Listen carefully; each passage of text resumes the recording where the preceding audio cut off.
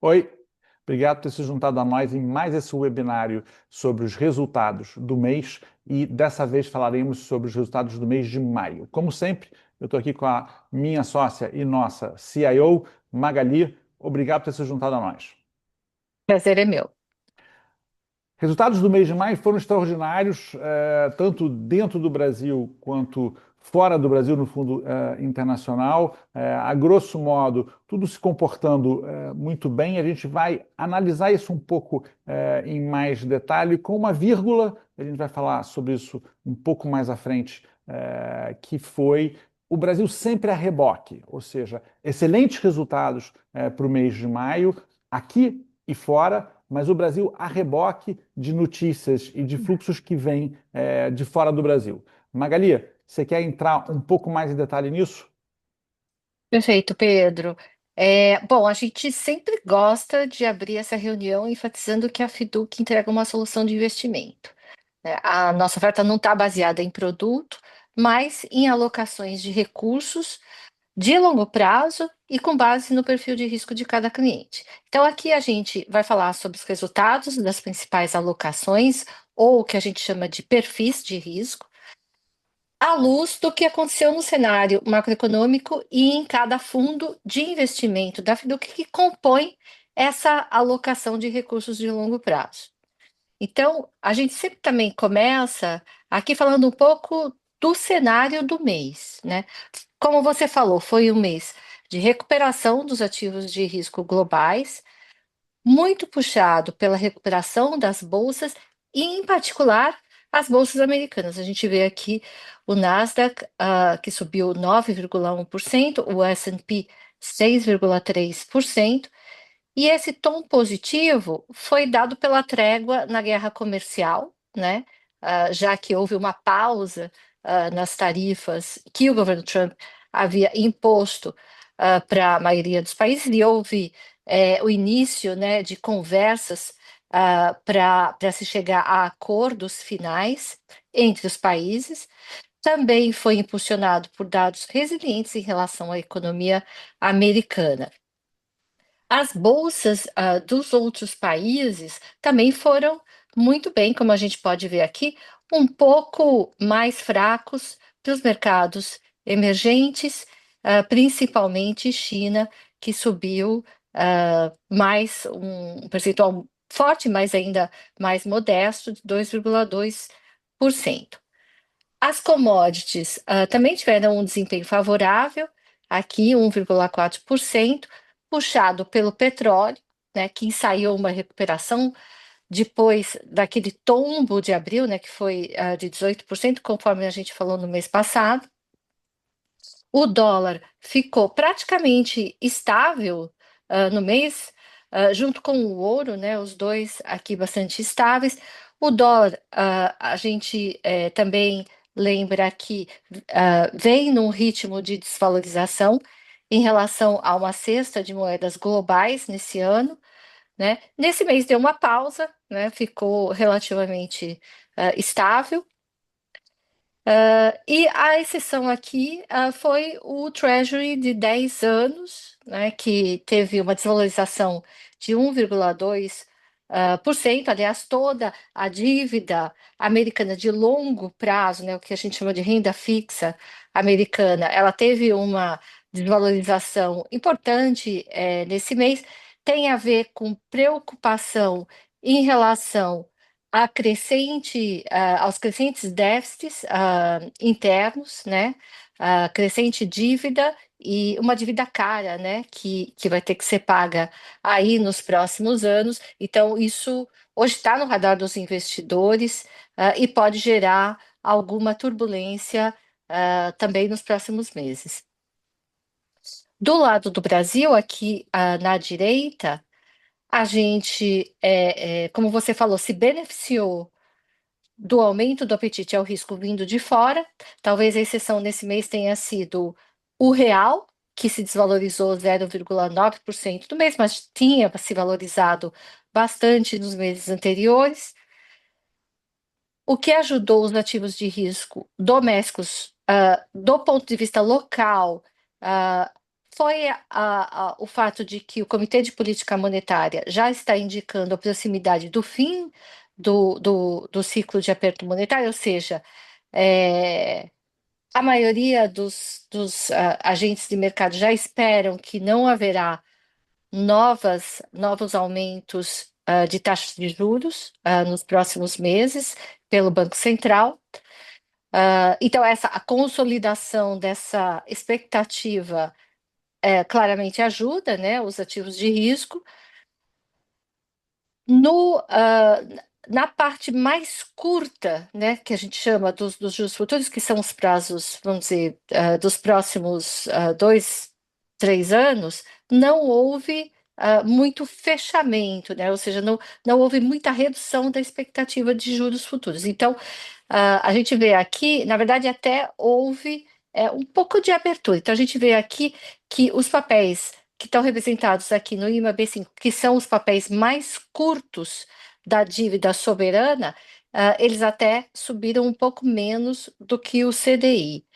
Já a parte mais longa, né, da dívida, né, ou seja, os papéis com prazos mais longos, eles se beneficiaram da perspectiva e da continuidade do movimento do rebalanceamento dos portfólios por parte dos investidores globais, né? Então, aqui a gente vê renda fixa, inflação, né, representada aqui pelo índice dos papéis mais longos, se valorizou praticamente 2,5%, também impulsionando os fundos imobiliários aqui, que subiram 1,4%, também aqui representado pelo índice de referência dessa indústria de fundos imobiliários, que é o IFIX. Magali, posso tentar colocar exatamente o que você falou com outras palavras? Para quem está ouvindo a gente, imagine que essa linha IMAB5, o IMAB e o IMAB5+, as três estejam juntas. Tá? Ignorem qualquer outra coisa dentro desse gráfico e olhem só, o IMAB5 a 0,60, na minha aproximação, o IMAB geral a 1,70 e o IMAB5+ a 2,5.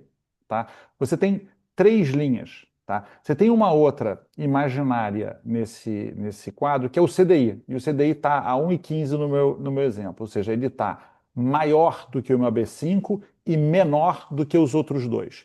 É isso que a Magali tentou falar para vocês, que é o que é curto e o que é longo, porque o IMAB5, que é esse primeiro, são os títulos de até 5 anos e por isso uma média de 2, 3 anos. E esse ficou abaixo do CDI. E quando ele fica abaixo, o que ele quer dizer, na verdade, é que teve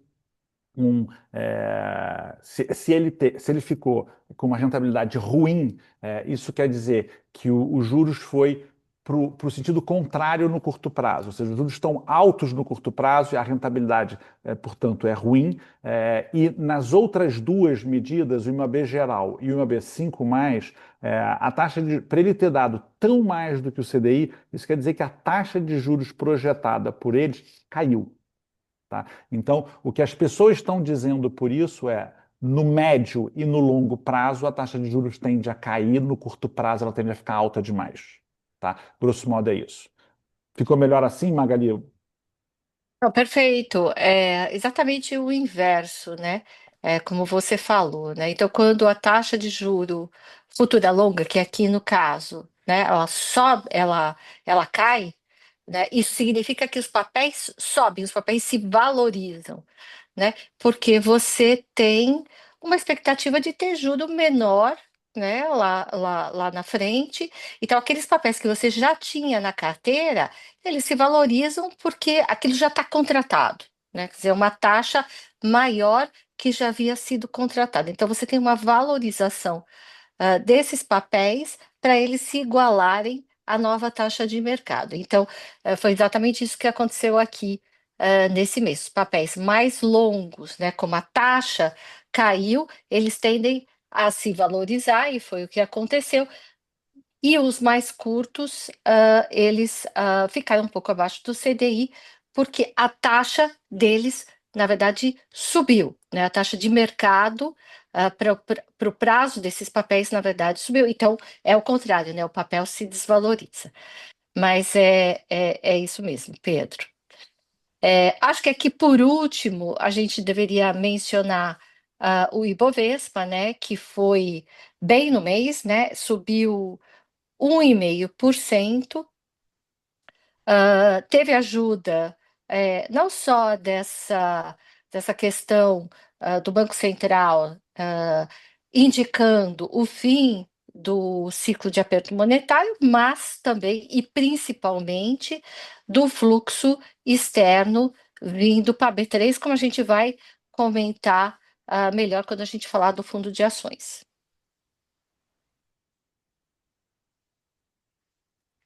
Aqui a gente entra no slide que mostra o desempenho dos superfundos e perfis no mês.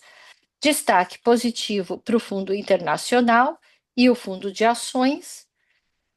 Renda fixa em linha com o CDI aqui, RF. Multimercado um pouco abaixo do CDI. Todos os perfis de risco, né? Aí agora a gente falando de quando você agrupa essas alocações nos superfundos, né? Então a gente tem um perfil conservador que subiu no mês 1,41%, o balanceado 1,70% praticamente, e o especialista 2,31%, rendendo praticamente.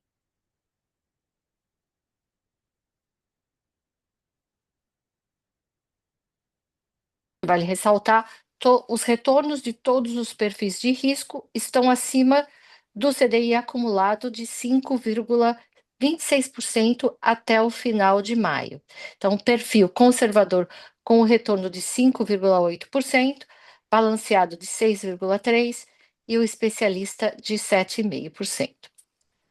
Os fundos de previdência aqui do lado direito, né?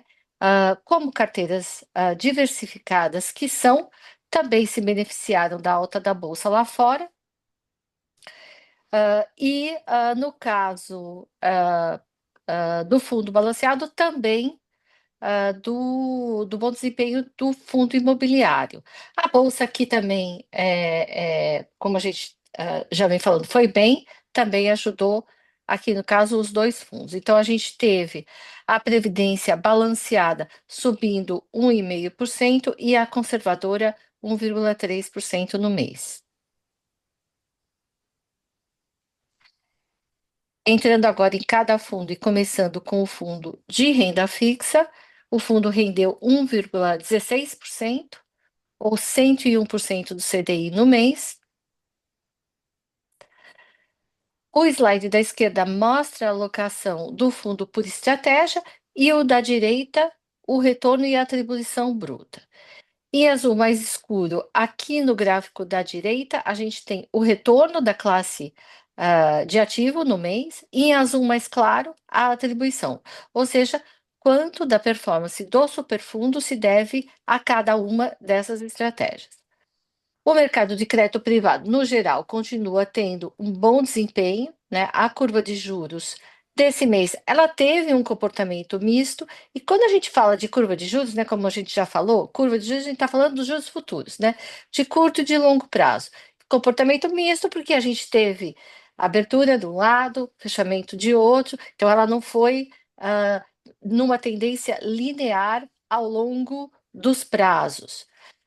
E ela sempre, essa curva de juros, né, o que acontece com a expectativa de juros futuros, ela sempre vai influenciar mais essas duas estratégias aqui da direita, o crédito privado de inflação e o pré-fixado. Então, nesse mês, a gente teve um impacto positivo no crédito privado de inflação, que ficou muito ali em linha com o índice de referência, que é aquele IMA-B geral que você falou que subiu 1,70, né? Então a gente ficou bastante em linha, mas aqui a gente foi um pouco penalizado, principalmente porque aqui o gestor devia estar trabalhando com prazos mais curtos, né? Então a gente subiu só 0,63% nessa estratégia. Mas no geral, como falamos, aí um resultado muito em linha com o CDI no mês.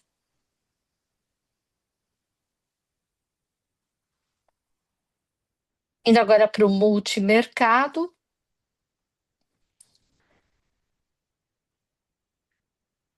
A gente teve um resultado de 0,91% por cento, nesse mês.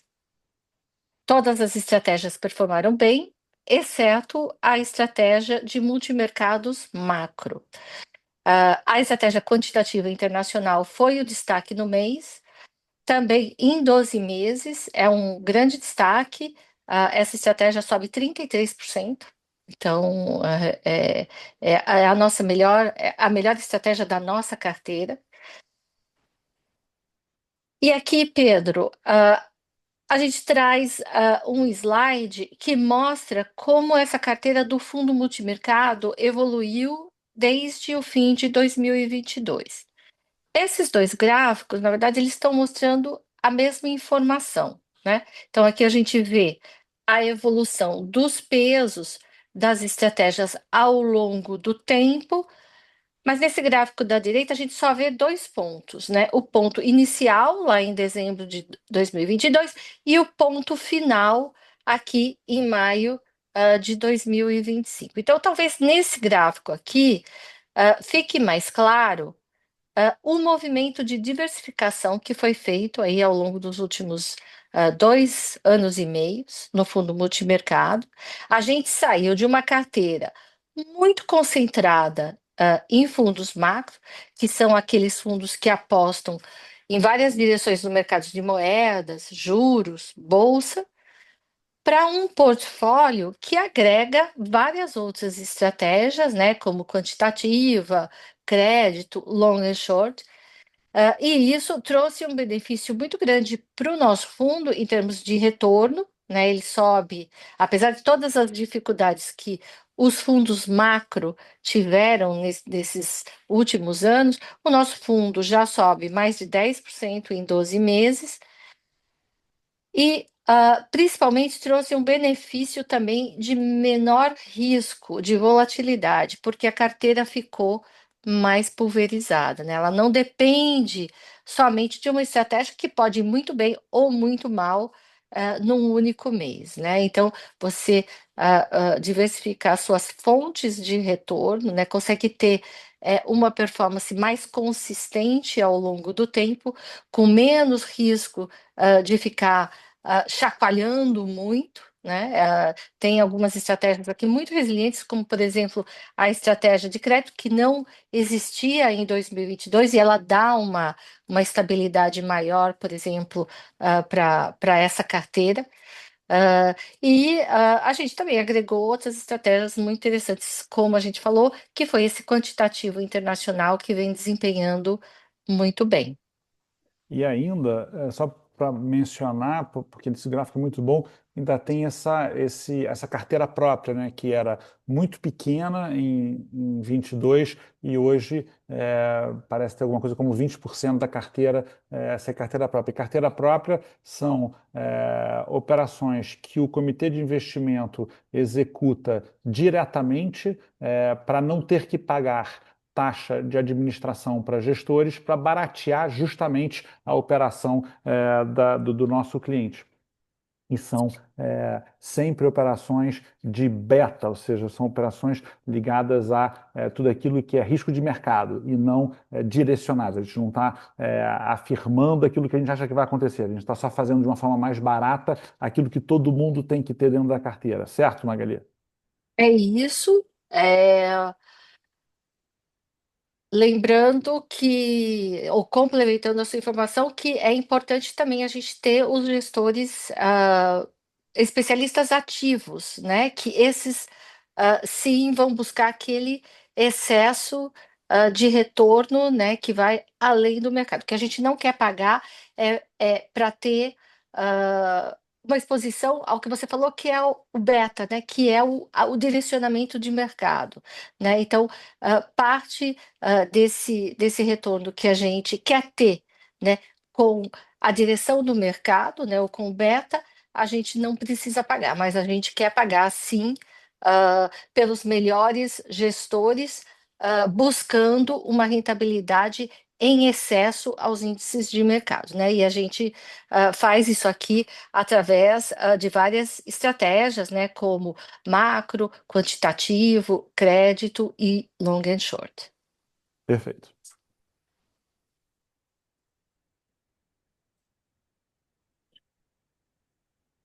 Indo agora para o fundo de ações, né? O fundo teve uma ótima performance, subiu 3,36%, acima do Ibovespa, que subiu 1,5% no mês. Dessa vez, o destaque positivo foi o fundo internacional Franklin Templeton Clearbridge, que no mês passado tinha sido destaque negativo. A gente também teve bons desempenhos aqui do Esquadra, Oceana e Atmos. Interessante que a Bolsa chegou a renovar durante o mês de maio a máxima do ano, né? O Ibovespa, o índice, chegou a ultrapassar a marca dos 140 mil pontos, mas não resistiu às incertezas no campo fiscal doméstico, ali no finalzinho do mês, depois que o governo anunciou o aumento das alíquotas do IOF sobre várias operações, o que nesse momento está sendo revisto, né? Uma parte das medidas ficaram como proposta, outras foram retiradas. O governo agora está negociando com o Congresso algumas outras medidas aí para aumentar a arrecadação.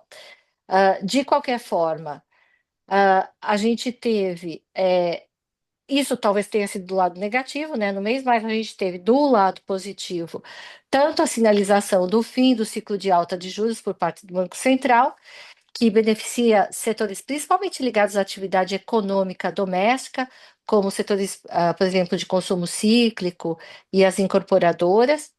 E também nós tivemos ah, como principal vetor de recuperação da Bolsa, o fluxo de recursos externos para a B3, que nesse mês de maio superou 10 bilhões de reais e no ano acumulou uma entrada de mais de 20 bilhões.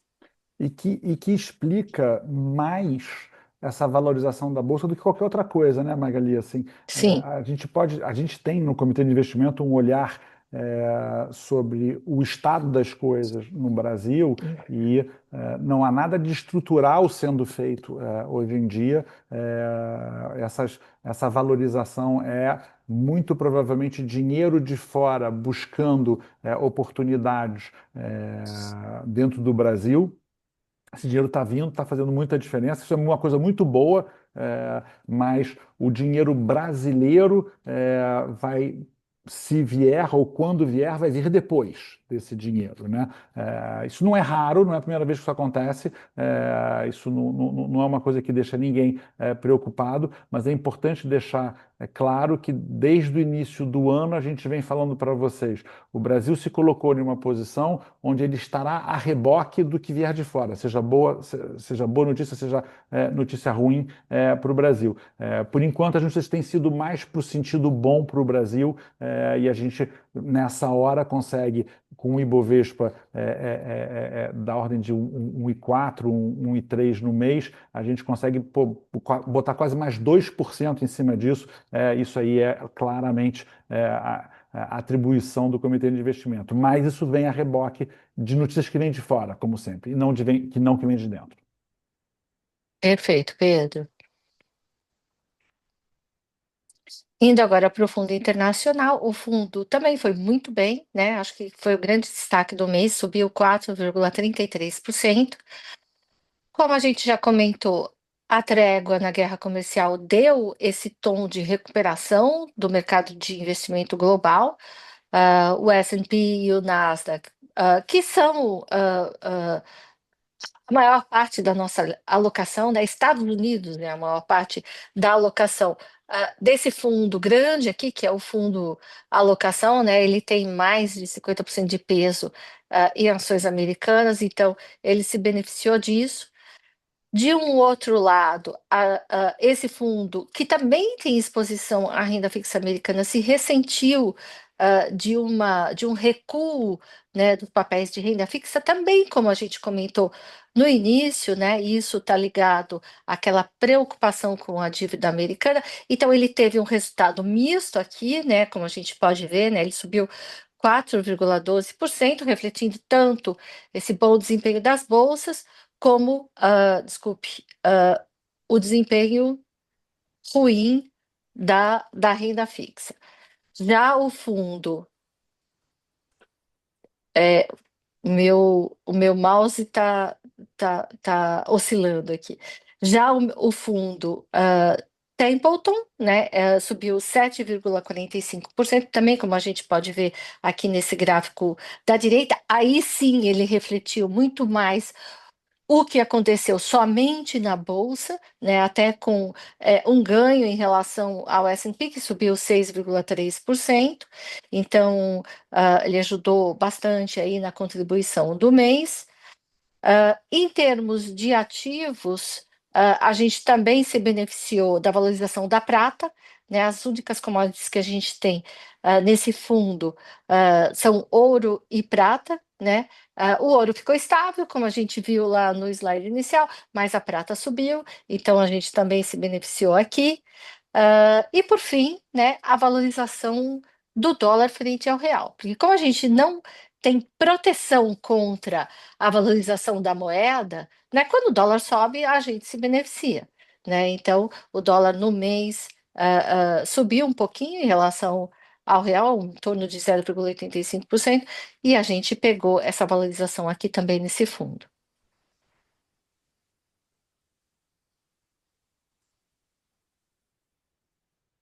Agora, entrando nos fundos de previdência, a gente também sempre começa lembrando como estão estruturadas as carteiras do fundo. A gente tem um fundo conservador do lado esquerdo que funciona como uma carteira diversificada, mas com um viés mais cauteloso. Renda fixa é a maior parcela, ações Brasil e internacional em torno de 15%, e multimercados representando 5%. O fundo balanceado do lado direito, além de ter uma boa exposição em renda fixa diversificada, tem mais ações que o conservador, mas com diversificação entre local e internacional, né? Isso é um ponto importante que a gente sempre destaca, que a gente não está só exposto à bolsa local para gerar alfa, né? Gerar excesso de retorno no longo prazo, né? A gente tem uma boa diversificação geográfica. Também tem mais multimercado, né? 8% contra 5% no conservador. E, além disso, tem uma estratégia complementar, que é a estratégia do fundo imobiliário com 4%.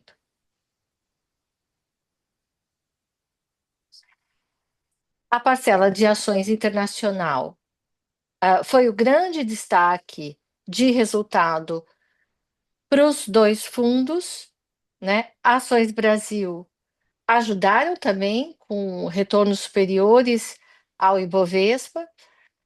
A renda fixa e inflação foi positiva, mas levemente abaixo do CDI. A renda fixa tradicional, bem próximo do CDI. E os fundos multimercados, talvez aqui, ficaram como o destaque negativo do mês, positivos, né? Mas com retornos mais modestos.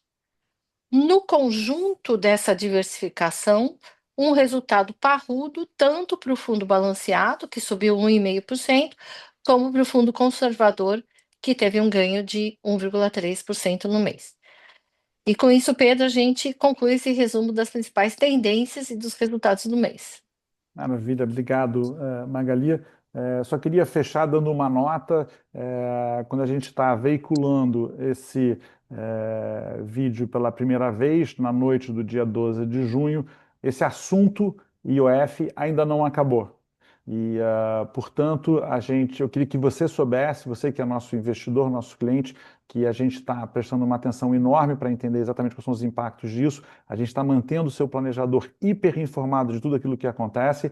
Até hoje, a data da veiculação desse vídeo, esse assunto não está pacificado. A gente está em cima disso. Assim que a gente tiver uma opinião fechada sobre o que vai acontecer realmente, a gente vai informar seu planejador e você vai ser informado disso diretamente pelos nossos canais e sempre através do seu planejador, que é o melhor contato para você no dia a dia. Então, por hora, muito obrigado por se juntar a nós. Obrigado, Magali. Espero vocês daqui a um mês. Até breve. Obrigado. Bye.